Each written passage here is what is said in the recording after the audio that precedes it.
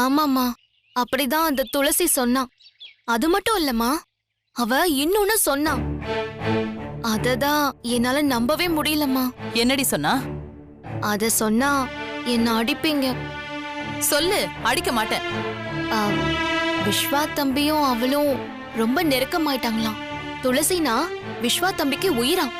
துளசிக்காக விஸ்வா தம்பி எது வேணாலும் பண்ணுவாராம். அவன் இந்த பைரவியோட புள்ளடி. அவன் எனக்கு சத்தியம் பண்ணி கொடுத்திருக்கான். அவன் ஒண்ணு அவங்க அப்பா மாதிரி இல்ல, சத்தியத்தை மீற மாட்டான். விஸ்வா தம்பி மேல எனக்கும் எந்த சந்தேகமும் இல்லம்மா. அவரு உங்க சத்தியத்தை மீறி எதுவும் பண்ண மாட்டார்தான். ஆனா அவர் வயசை நம்ப முடியாது. அதான் எனக்கு கொஞ்சம் பயமா இருக்கு. அவ சொல்றா, உனக்கு சந்தேகமா இருந்தா விஸ்வா ரூம்ல போய் செக் பண்ணி பாருன்னு சொல்றாமா. என்னடி சொல்ற? அம்மா, நெருப்பு இல்லாம புகையாதுமா. தம்பி வயசையும் நம்ப முடியாதுல்ல. அப்படி ஒண்ணுமே இல்லாம துளசியும் இவ்வளவு கண்டிஷனா சொல்ல மாட்டாமா.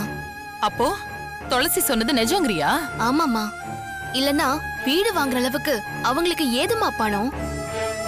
அதுவும் இல்லாம இந்த வீட்டையும் தனக்கு சொந்தமாக்கிக்கிறேன்னு வேற சொல்றா. இதெல்லாம் யாரு கொடுக்கிற தைரியம்?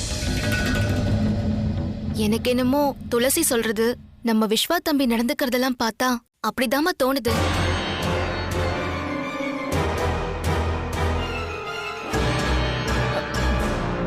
எனக்கு இன்னும் சந்தேகமா தான் இருக்கு. விஸ்வா அப்படி பண்ணுவான்னு தோணல. அம்மா, 2 பேருமே வயசு புள்ளைங்க. எப்ப வேணா எப்படி வேணா மனசு மாறும். பஞ்சும் நெருப்பும் பக்கத்துல பக்கத்துல இருந்தா பத்திக்கு தானமா செய்யும். இந்த துளசி வேற இந்த ஏரியாவையே சுத்தி சுத்தி வரா. அதுவும் இல்லாம அந்த துளசி எவ்வளவு பெரிய ஜால்ராக்காரின்னு உங்களுக்கு தெரியாதா? கண்ணாலேயே ஆளை மயக்கிடுவா. எதுக்கும் நம்ம ஜாக்கிரதையா இருக்கிறதா நல்லதுமா. அம்மா, நான் என்ன சொல்றேன்னா, எதுக்கும் விஸ்வா தம்பி ரூம நாம ஒரு வாட்டி செக் பண்றது நல்லது. என்னம்மா சொல்றீங்க? செக் பண்ணி பாத்துடலான்னு சொல்றியா? ஆமாம்மா. ஆமாண்டி, எதுவா இருந்தாலும் முளையிலேயே கிள்ளிடணும். சரி சரி, வா விஸ்வா ரூமுக்கு போய் உடனே செக் பண்ணி பாத்துடலாம். சரிங்கம்மா.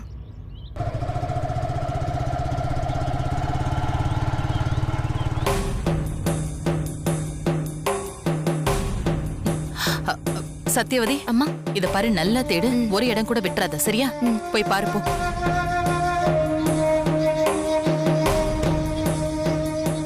அம்மா, லாக்ல இருக்கு. சரிடி, அதுல பாரு.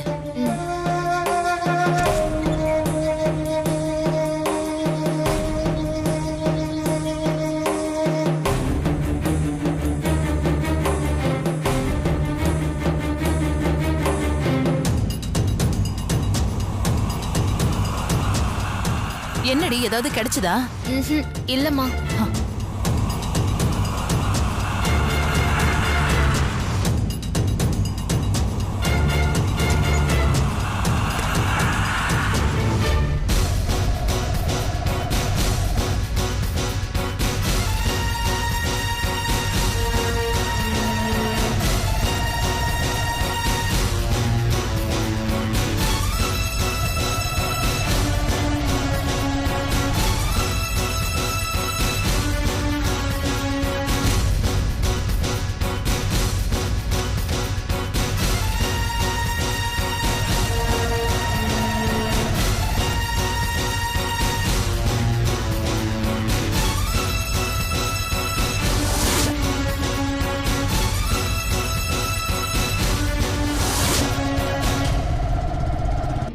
ஏ சத்யவதி, என்னடி நீ சொன்ன மாதிரி எதையுமே காணோம்?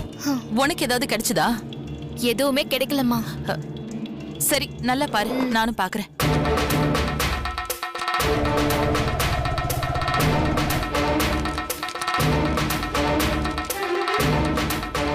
ஏய், என்ன சத்யவதி, எதுவுமே கிடைக்க மாட்டேங்குது? அவசரப்படாம தேடுங்கம்மா, கண்டிப்பா ஏதாவது கிடைக்கும். சரி சரி, நீயும் நல்லா பாரு.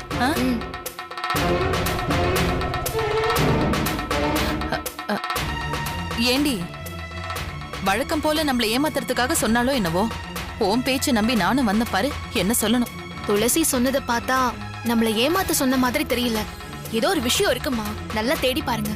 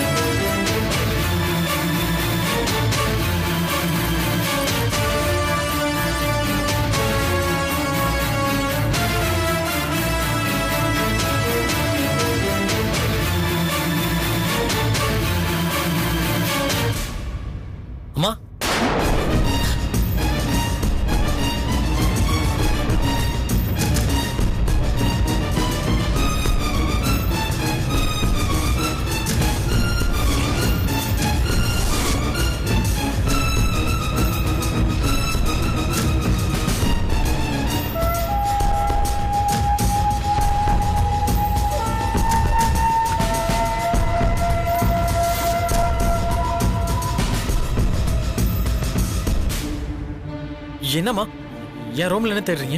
ஆ, அது ஒண்ணு இல்லடா, அப்பாவோட ஷர்ட் ஒண்ணு காணோம். இஸ்திரிக்காரு போன் ட்ரெஸ்ஸோட சேர்த்து வச்சுட்டாரான்னு பார்க்க வந்தேன், அவ்வளவுதான்.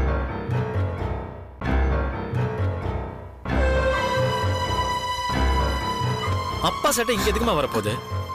இங்கெல்லாம் இருக்காது. நான் காலையில தான் எல்லாத்தையும் அடுக்கி வச்சேன். அப்பா சட்டை இங்க இருந்திருந்தா நானே எடுத்து கொடுத்துருக்க மாட்டானா?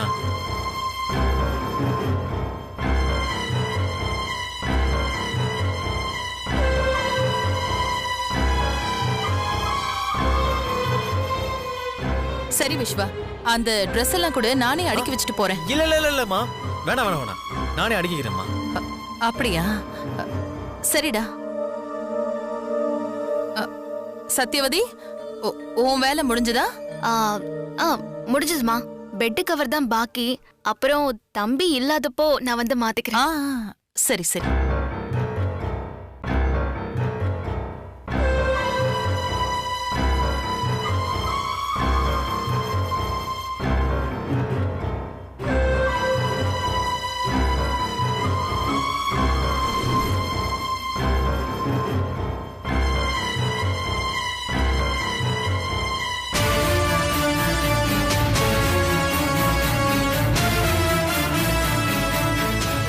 சத்யவதி அம்மா, அவனே அடுக்கிக்கிறானா?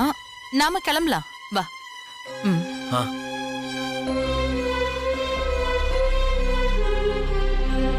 அப்பா தப்புச்சண்டா சாமி.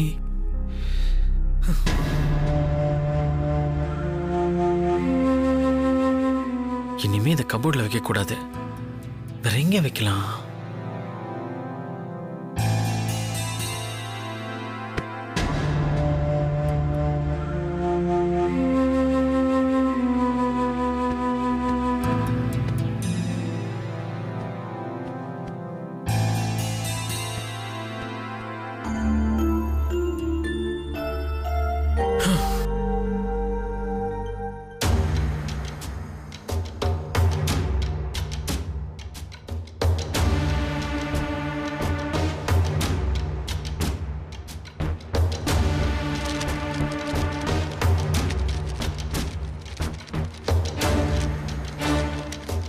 என்னடி, ஏதாச்சும் கிடைச்சதா இல்லையா? ஒன்னும் கிடைக்கலம்மா. டைரியில கூட எதுவுமே இல்ல பாருங்க. எனக்கு என்னமோ அந்த ராட்சசி பொய் சொல்லி நம்மள ஏமாத்திட்டாலும் தோணுதுமா. எனக்கும் அப்படிதான் தோணுது. அந்த திமிரு பிடிச்சவ பேச்ச கேட்டு தேவையில்லாம என் பையனை நான் சந்தேகப்பட்டுட்டேன். அவ பேச்ச நம்பி விஸ்வாவோட ரூம் எல்லாம் போய் செக் பண்ணிட்டேன். அவளுக்கு இப்பவே நான் சரியான பாடத்தை கத்து கொடுக்கறேன். நீ வா போலாம். அம்மா அம்மா, துளசி தான் வீட்ல இல்லையே. துளசி வீட்ல இல்லன்னா என்ன? அவ அம்மா இருக்கால, அவளுக்கு நான் கொடுக்கற குடுல அந்த துளசி அவ வால தன்னால சுருட்டிப்பான். நீ வா.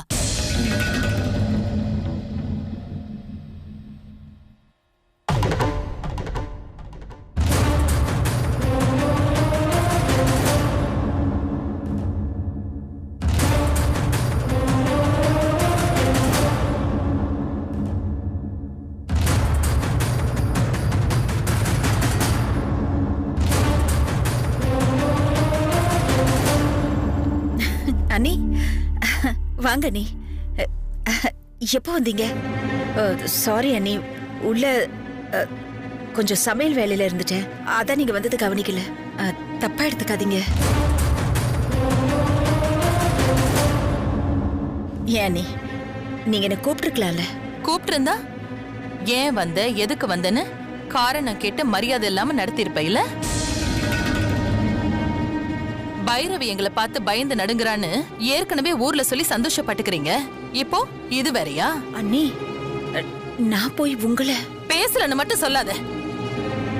நீயும் உன் பொண்ணும் என்னெல்லாம் கதை அழுக்குறீங்கன்னு எனக்கு தெரியாதுன்னு நினைச்சிட்டியா? இத பாரு, உங்க மேல பரிதாபப்பட்டுதான் என் முடிவை நான் மாத்திக்கிட்டேன். அதோட தங்கச்சிய பிரிஞ்சு உன் அண்ணனாலையும் இருக்க முடியாது. தங்கச்சி எங்கேயோ கண்காணாம போயிட்டாளேன்னு அந்த கவலையிலேயே என்னையும் நிம்மதி இல்லாம பண்ணிடுவாரு. இதையெல்லாம் யோசிச்சுதான் நான் டிரான்ஸ்பர் ஆர்டரை கிழிச்சு போட்டுட்டேன். இதுதான் நிஜம். ஆனா உன் பொண்ணு என்னமோ அவ சொல்லிதான் இதெல்லாம் நடந்துச்சுன்னு பெருமையா சொல்லிட்டு திரிஞ்சிட்டு இருக்கா. அவ சொல்லி கேக்குற அளவுக்கு என் நிலம் என்ன மோசமா போயிடுச்சா? இல்ல என்ன அதிகாரம் பண்ற அளவுக்கு உன் பொண்ணுதான் வளர்ந்துட்டாளா?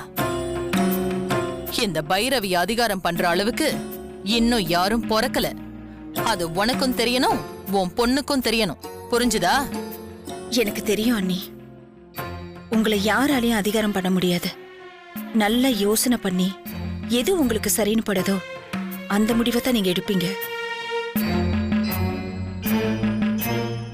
டிரான்ஸ்பர் விஷயத்துல கூட அண்ணனை விட்டு நான் பிரிஞ்சிடக்கூடாதுங்கிற நல்ல எண்ணத்துல தான் இதை நீங்க பண்ணிருக்கீங்கன்னு எனக்கு தெரியும். அடேங்கப்பா, அண்ணி மேல எவ்ளோ மரியாதை. அம்மா முன்னாடி நீ இப்படி பேசுற, ஆனா உன் பொண்ணு என்ன பேசினா தெரியுமா? கெட்ட எண்ணம் புடிச்சு ஊரை விட்டு அனுப்ப பார்த்தாங்க. அவங்களுக்கு நான் புத்தி கத்து கொடுத்த, எனக்கு பயந்துதான் டிரான்ஸ்பர் ஆர்டர் அம்மா கிழிச்சு போட்டாங்கன்னு அம்மா முன்னாடியே சொல்றா உன் பொண்ணு. உங்க அம்மா என்ன பெரிய இவங்களா?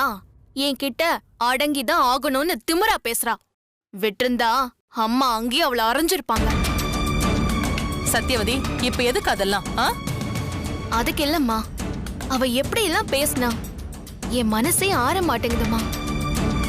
அவளை சொல்லி தப்பு இல்லடி. என்னை எப்படியாவது அவமானப்படுத்தி பார்க்கணும்னு இங்க பல பேர் கங்கணம் கட்டிக்கிட்டு இருக்காங்க. ஆமா, என் புள்ள விஸ்வாவ நீ வீட்டுக்கு கூப்பிட்டு இருந்தியாமே, எதுக்காக அவனை வர சொன்ன? உன் அம்மா மனசு மாறிட்டாங்க, டிரான்ஸ்பர் ஆர்டர் கேன்சல் ஆயிடுச்சு, வீட்டுக்கு ஸ்வீட் சாப்பிடவான்னு நீ அவனை கூப்பிட்டியா இல்லையா? அஷிஷோ, விஸ்வா இதையும் சொல்லிட்டானா? போச்சு. விஸ்வா மேல உங்க நிழலே படக்கூடாதுன்னு அவனை நான் பொத்தி பொத்தி வளர்த்துட்டு இருக்கேன். எனக்கு பிடிக்காதுன்னு தெரிஞ்சிருந்தோம் எந்த தைரியத்துல நீ அவனை கூப்பிட்ட? தந்திரமா பேசி அவன் மனச மாத்தி உங்களுக்கு சாதகமா அவனை மாத்தலான்னு பாக்குறியா? சச்சா, நான் அப்படியெல்லாம் நினைக்கவே இல்ல அண்ணி. போதும் சிவகாமி, நீ எதை மனசுல வச்சுக்கிட்டு அவனை கூப்பிட்டுருப்பன்னு எனக்கு நல்லாவே தெரியும். இன்னொரு தடவை அவனை கூப்பிட்டு அவன் கிட்ட பேச முயற்சி பண்ணன்னு தெரிஞ்சது நான் என்ன பண்ணுவேன்னு எனக்கே தெரியாது. அது மட்டும் இல்ல, உனக்கு என்ன ஆகும்னு அந்த கடவுளுக்கே தெரியாது. புரிஞ்சுதா? ஜாக்கிரதையா இருந்துக்கோ.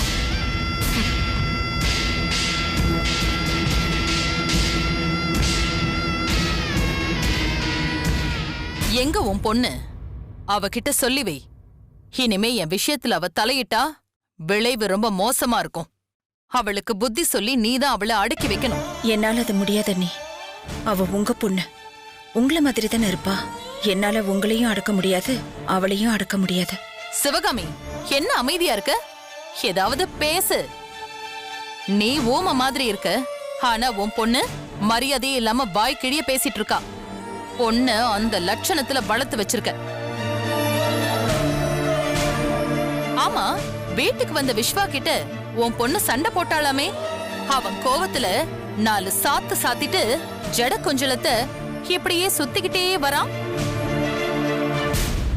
ஒரு வயசு பையன்கிட்ட சரிக்கு சமமா சண்டை போடுறாளே, அவளுக்கு வெக்கமே இருக்காதா? இத நீ கண்டிக்க மாட்ட? அது சண்டை இல்ல அண்ணி, பிரியம். அத்தை பையனும் மாமா பொண்ணும் உரிமையோட அப்படித்தான் விளையாடுவாங்க. அத பார்த்து நான் சந்தோஷப்படலாம். நான் எதுக்காக கண்டிக்கணும்? நீ பெத்து வச்சிருக்கிறது உலக அழகிய இல்ல, சரியான பாயாடிய. பேச விட்டு பழக விட்டு என் பையனோட மனச மாத்தலான்னு கனவுல கூட நினைக்கவே நினைக்காத. என் பையன் ஒரு இன்ஜினியர், உன் பொண்ணு ஓட்ட வண்டியில வெட்டியா ஊர் சுத்துறவ. தங்கமும் தகரமும் சேராதுன்னு போய் சொல்லிவை. தங்கமோ தகரமோ துளசிக்கு விஸ்வாதான் முறை பையன், அது எப்படி சேராது? இது ரத்த சொந்தமாச்சே. சிவகாமி, என்ன அமைதியா இருக்க? பேசவே மாட்டியா? என்ன சத்யவதி இப்படி இருக்கா? சரிங்க அண்ணி, நான் அவகிட்ட பேசுறேன், அவளை கண்டிச்சு வைக்கிறேன்னு ஏதாவது சொல்றாளான்னு பாரு. அம்மா, நீங்க சொன்னதெல்லாம் சிவகாமிக்கு புரிஞ்சிருக்கும். உங்களை பகைச்சுக்கிட்டா துளசியோட நிலைமை என்ன ஆகும்னு சிவகாமிக்கு தெரியுமே.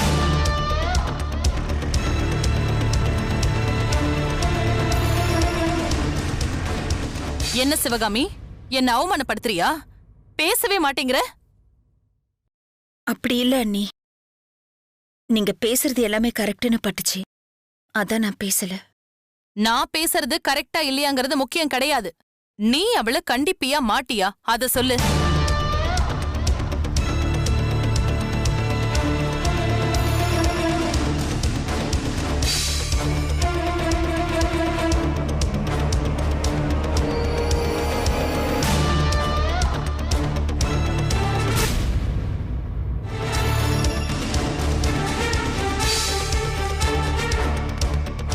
ஐயோ, இவளும் வந்துட்டாளா?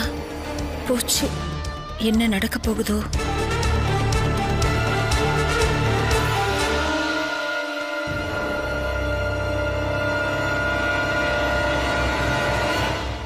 உன் பொண்ணு நான் சொன்னாலாம் கேட்க மாட்டா. நீ தான் புத்தி சொல்லணும். சொல்லுவல்ல? என்ன வீட்டுக்கு பைரவி வந்திருக்கா? இங்க பாரு சிவகாமி, நான் எப்பவும் ஒரே மாதிரி இருக்க மாட்டேன். போனா போகுதுன்னு பரிதாபப்பட்டுதான் உங்களை நான் இங்க விட்டு வச்சிருக்கேன். என்ன தேவையில்லாம சீண்ட வேண்டான்னு சொல்லிடு. நான் பேசுனா வேற மாதிரி ஆயிடும். நீயே சொல்லு, உன் பொண்ண நீ தான் அடக்கி வைக்கணும். என் அம்மா என்ன அடுக்குறாங்களோ இல்லையோ, நான் உன்னை அடக்கி காட்டுறேன். உனக்கும் உன் பொண்ணுக்கும் இதுதான் கடைசி எச்சரிக்கை. ஒழுங்கா இருந்துக்கோங்க. என் வீட்டுக்கே வந்து ஏன் அம்மாவையே மிரட்டுறியா? இப்ப பாரு, நான் யாருன்னு காட்டுறேன். டேய் விஸ்வா, சொல்லுடா.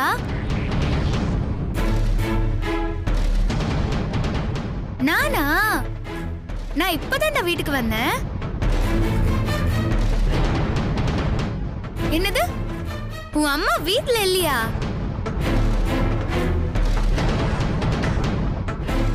ஓ, தனியா இருக்கியா? என்னது, உன் வீட்டுக்கா? நான் அங்க வரணுமா?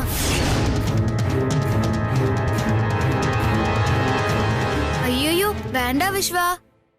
உன் அம்மாக்கு தெரிஞ்சது அவங்க உன்னை பிச்சிடுவாங்க. ஐயோ, நிலைமை புரியாம இப்படி பேசுறாளே, என்ன ஆகுமோ தெரியலையே. போச்சு. சாரிடா விஸ்வா, என்னால வர முடியாதுடா. பிரச்சனை ஆயிடும். அண்ணி, அண்ணி. விஸ்வா, சொன்ன கேளுடா. உன் அம்மா வந்துட போறாங்கடா. டேய் விஸ்வா, இவகிட்ட என்னடா பேச்சு? டேய் விஸ்வா,